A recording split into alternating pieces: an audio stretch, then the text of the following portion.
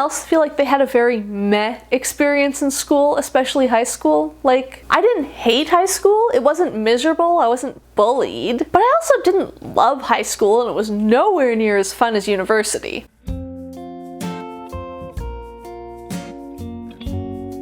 Hi everyone, Rosie here. Welcome back to my channel. Welcome to yet another tag video, but we're finally, and I think this is going up on like the 2nd of March, and I got tagged in this within the month of February, I think. So I'm catching up. I'm catching up, guys. There is hope in sight. This is, as you saw from the title, the School Days tag. I was tagged by Nikki of Nikki's Books, and the original is by What Victoria Reads. Both of their videos will be linked down below, and you should, as always, check them out. This tag has 2 sections. So the first part is times of day, and everyone does those. And then the second, there's a whole list of subjects with different prompts, and you can pick what subjects you want to answer. You can go based on what prompt sounds interesting, based on what subject you would have taken in school, up to you. I've chosen a list, but first, let's do the time of day questions. First bell. Tell us about the book that first got you into reading. Almost sort of wish that this weren't the case now, but for me it really was, as with so many people of my age, Harry Potter by J.K. Rowling. The summer I was 7, about to turn 8. My family moved temporarily to Sweden from Canada, and because we moved at the beginning of summer, I didn't go to school for like 3 or 4 months after we got there. So all summer, it was basically me and my mom and my 2 siblings who were much younger, hanging out all day. And I didn't see any friends that summer or anything like that, but there was this amazing library, I think quite close to our apartment. I'm not totally clear. I'm not sure if it was the library just down the street or the library like a 20-minute walk away. Being a 7-year-old, my memories are hazy. Anyways, we used to go to this amazing library that had a great English section. I remember reading so much Asterix and Obelix that summer. I read a lot of Tintin comics, I think, and I started reading Harry Potter. At that point, the first 4 books were out. They were the books where my reading really took off. Like, I was reading a bit at that point in school and stuff, but those ones, I'm pretty sure it took me a week to read the first book and then like a week to read the 4th book, because it was at that point that my reading really started to take hold and I got really into reading. I'm focusing more on the story side because that's what I really care about here. Anyways, I did follow the rest of the Harry Potter series as it came out. I was a big fan, but I no longer support J.K. Rowling or anything she does because I do not agree with her transphobic beliefs, and I don't want to give a single dollar more to her. The next prompt is break time. Which book have you most recently had to take a break from or DNF? I mentioned this really recently in my last 10 tag, I think, which will be up here, so I'm not going to talk about it a lot. It was the Sawbones book by Justin and Sydnee McElroy. Managed to make the gory history of medicine kind of just boring, so I didn't finish it. Lunchtime. Tell us about your favorite book that features food. I wouldn't call this a favorite book. I gave it 3 out of 5 stars. It was only an okay book, but super interesting and about food. Was Most Spectacular Restaurant in the World: The Twin Towers, The Windows on the World, and the Rebirth of New York by Tom Roston. This book is all about the restaurant that was on the, I don't know what floor of one of the Twin Towers. Basically, it was the top level or 2 of one of the towers was this fantastic restaurant with these huge windows you could see all over New York from. It was very cool. And this book is a history of that restaurant, looking at the careers of the people who designed and managed it, looking at the design and building phase, its operation, how it evolved through time, because it was a restaurant for 25 plus years, I think. So within that time, there were sort of ebbs and flows, and then also, of course, tragically what happened on September 11th and what happened to the people who were working there, and I think possibly even dining there, and what all of those outcomes were. As I said, I didn't love this book. I didn't find anything in it to be super passionate about, but it was really, really interesting. Final bell. Which book have you most recently finished reading? For which I have helpfully left myself the note, fill in while filming, because I wasn't sure what it was going to be.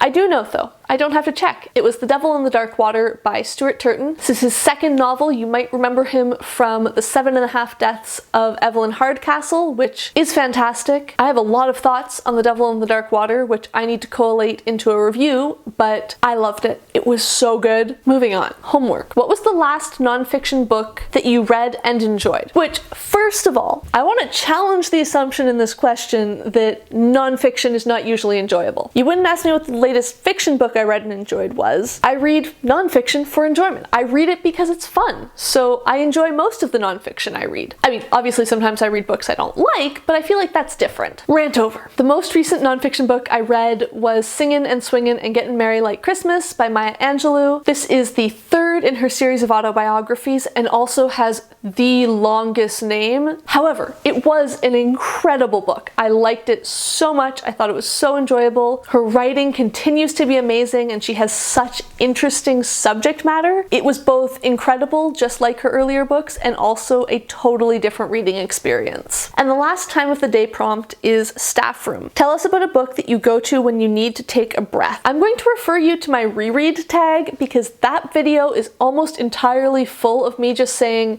this book is so comforting, this book is so cozy, I love these books to reread because they make me feel so good. However, I usually reread either Terry Pratchett or Carrie Greenwood when I just want a breather and something comforting and cozy and delightful, because I know that their books will always delight me. That is, of course, the Discworld series for Terry Pratchett and the Franny Fisher series for Carrie Greenwood. But yeah, I just know that they're always going to make me feel safe and happy and cozy and lovely, so those are where I go for a break. And now for the subjects I chose. I was lazy and I chose the subjects with the prompts that I had the best answers to, as opposed to the subjects I actually would have taken. But this first one I definitely would have taken and did take in high school, which is English. Tell us about one book you studied at school and recommend one book that you would like to add to the curriculum. This is a super standard, boring answer, but I really enjoyed reading Macbeth in, I think it was grade 12 when we did Macbeth. So many of us in the English-speaking world, right? We do like, for me it was one Shakespeare play a year. I think some schools do one a semester. I don't know. I mean, I only took English one semester.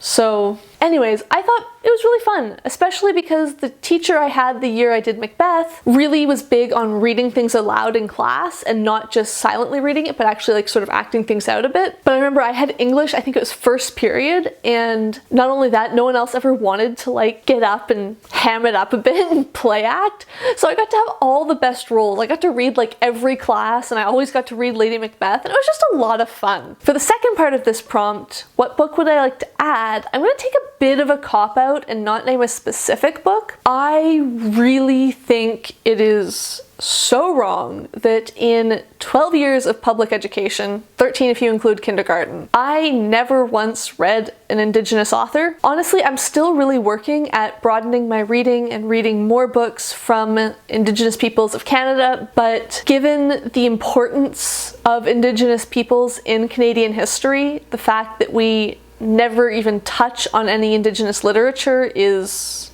ridiculous. And to my above point, that if they can fit a Shakespeare play every single year, I think they can make space for at least one Indigenous Canadian author or Indigenous author in general. The next prompt I've picked is maths. How do you rate your books? Which, side note, yes, absolutely, I took math all through high school, and then I actually did a minor in math in university as well. I mean, I'm no good at it, but I did take it for a while. Anyways, how do I rate my books? There's a super secret algorithm that I can't let you in on. It's very complex. You know, deep neural nets are involved. We've got thousands of parameters. Which is to say I use my brain and go with whatever pops up. I don't understand. It's a black box. We don't know how these relationships work, but they generate an answer. And then I give the book that rating. It's very instinctive. It's very much, you know, how do I feel when I finish this book? I'm not someone who sits and thinks about it for several days before rating. I just sort of go, I feel 3, I feel 4. Oh yay, I feel 5. And for me, even 2 stars is like the lowest I go. If it's lower than 2 stars, I DNF'd it probably. Here's another subject I absolutely loved in school, geography. Describe a book that had a strong sense of place or great world building. I'm choosing The Bear and the Nightingale by Katherine Arden. I absolutely adored this book in December. It does such an amazing job at world building. That's only one of the amazing elements, but it's definitely really good. This book is set in a remote part of Russia in the 1300s, and while I've never been to Russia, and I've certainly never been to the 1300s, I had such a strong sense of place and of being in the scenes. I don't know about you guys. I'm a reader who usually, I'm reading the words on the page and that's what I'm seeing. I'm not picturing everything around me when I read, unless I pause to try and think about what something would look like. I don't know if that's standard or not. I've never really thought about it. But with this book, I did sort of feel like I was, if not seeing the world around me, I was feeling the world that she was describing. I felt the feeling of being in this kitchen huddled around this huge wood stove while it's freezing and dark outside. It was very atmospheric in that way. You can probably get a sense of why I really loved this book. I guess I did mostly choose subjects that I took and enjoyed in school because the next one is history. Which 3 historical fiction novels have you most enjoyed? And if you don't read historical fiction, which areas of history would you like to learn more about? I've picked Dissolution by C J Sansom. This is the first of the Matthew Shardlake series, which follows a lawyer with a hunchback in Tudor England who I think has to solve mysteries. I'm not sure if it's crimes like murders or if he's sort of acting as a spy for one of the religious leaders at the time. It's been a little while since I read these, but they're really good and I would like to reread them at some point. The second series I'll mention is A Morbid Taste for Bones by Ellis Peters. This is the first of the Brother Cadfael series, which follows a monk and former crusader in I think the 1300s who solves mysteries. You might sense a theme. I do love my historical mysteries. We follow Brother Cadfael, who is a monk now, but had all of this worldly experience as a crusader. So he's got sort of a different perspective on things from the other monks. And as in every great historical mystery, he's also very advanced at like looking at evidence and things like that. So they're really fun. And finally, I'll mention Circe by Madeline Miller. This is about a Greek goddess and witch who is exiled to an island where she does not solve mysteries. And even though I answered the 3 books that I really like, I'm also going to answer what period of history do I want to learn more about, to which I say basically all of it. I love learning about history. On to the one prompt that I absolutely avoided in school if at all possible. PE, show us the biggest book on your TBR. At almost 1100 pages, I have The House of Government, a saga of the Russian Revolution by Yuri Slezkine. This focuses on this massive apartment building in Moscow where I think like many hundreds of the sort of high-up officials in the Communist Party after the Russian Revolution live with their families, and then during Stalin's purges something like 500 of them are either arrested or killed, and I think it looks at that era of history through the lens of this apartment building and its residents. Sounds incredible, sounds like a book that I am going to love, but I am very intimidated by the size of that. One of the downsides of buying ebooks is that sometimes you don't know if a book is 300 pages or almost 1200 pages when you buy it because you don't have to look at it. You're not picking it up physically and going, ooh, she thick. But I know I will get to this eventually and I'm sure I will really like it. I just need to give myself space to be like, right, I'm only reading 6 books this month because this one's huge. And my last prompt, modern foreign languages. Recommend a translated book that you enjoyed. Well, the first thing this prompt did was make me realize that I really don't read that many translated books. The vast majority of the books I read are originally written in English by English authors. So that's something I would like to do more of and that I need to be more aware of going forward. But it also made me realize that it was a great opportunity to remind you all that I absolutely loved Convenience Store Woman by Sayaka Murata and translated by Ginny Tapley Takemori. This is a beautifully written, very short novel, even novella I think you could call it. I'm not totally sure where the cutoff is. Anyways, it's a beautiful story about a woman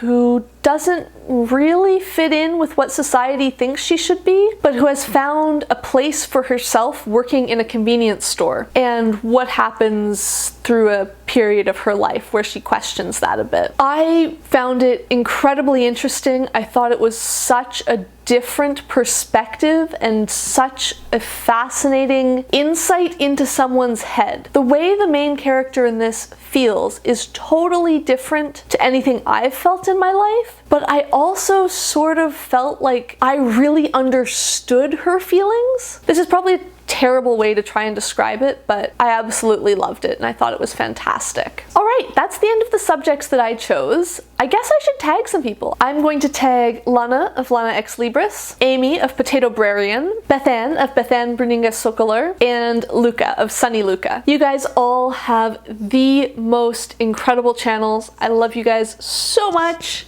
and I would, of course, if if you're interested, no pressure as always, love to see your answers to this tag. If any of you are seeing this tag and thinking that it sounds great and you would love to do it, please do. Or if you would like to answer some of these down below in the comments, I would love to chat with you about them there. I always love your feedback. As always, if you liked this video, please give it a thumbs up. If you would like to see more of my videos, please hit subscribe, and thank you for watching.